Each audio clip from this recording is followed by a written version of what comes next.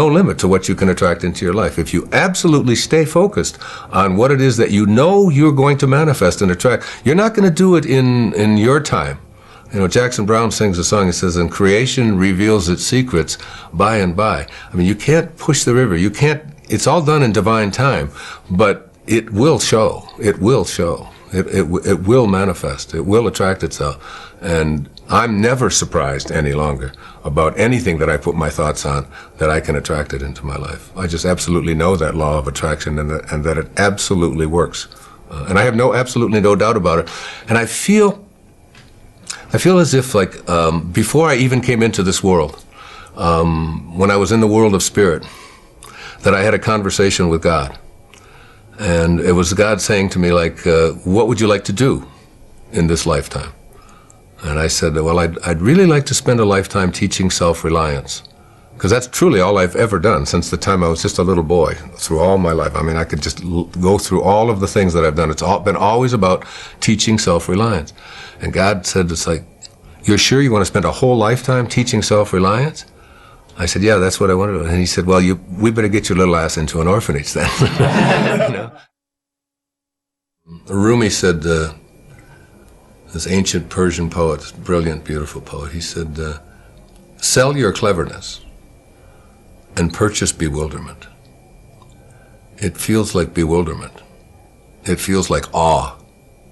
It feels like, even as I think about it now, I can feel myself tearing up behind my eyes, because only I know what is going on behind my eyeballs.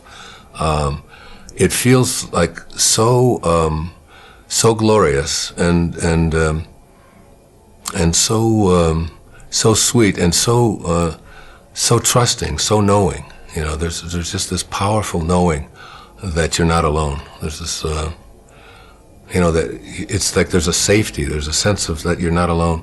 I had this great experience years ago. There's a friend of mine, he's on KTAR, radio station in Phoenix. His name's Pat McMahon, Irish Catholic guy. And Mother Teresa is to be his guest, right, on the same day that I'm his guest. So we're in the studio, you know, and Mother Teresa comes in. Now she's about 4'10", maybe weighs 80 pounds. And she's there to talk about a homeless shelter that she slept in the night before, to tell the people of Phoenix about this homeless shelter. And I'm there to talk about a book that I don't know which one it was. It was 10, 15 years ago. So Pat tells Mother Teresa, is there anything that I can do for you? And you can imagine the bewilderment and the awe that this is an Irish Catholic guy from, you know, living in Phoenix, and Mother Teresa, a saint, is coming there, and you know, he's just bewildered. He's beyond bewildered. He just doesn't know what to do with himself. He's just so honored, and he says, "Is there anything I can do for you? Is there anything I can do?" And she said, "No."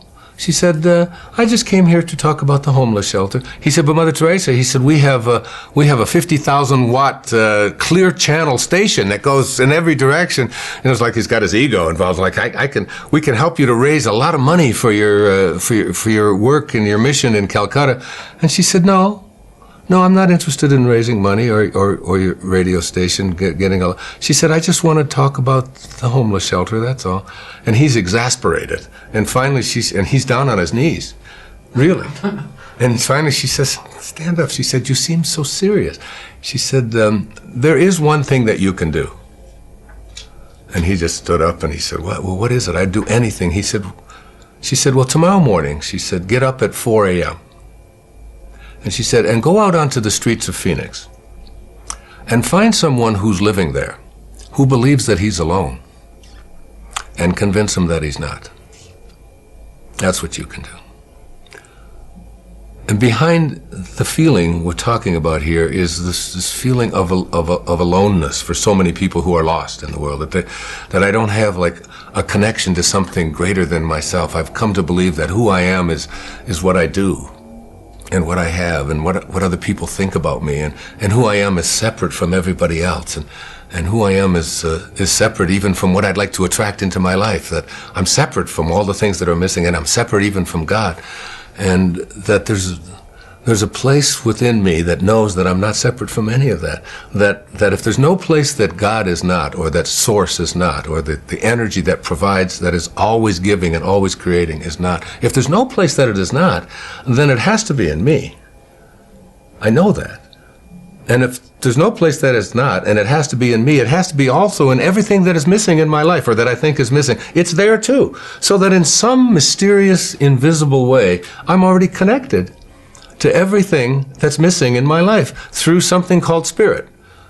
And when I recognized that I'm not here as this human being having a spiritual experience, when you recognize that your essence is that you are a spiritual being, having a human experience, not the other way around. When you really get that, I mean, not that you can say it and it's clever, but when you know that who you are is this essence, you don't see, there's no other, there's no them.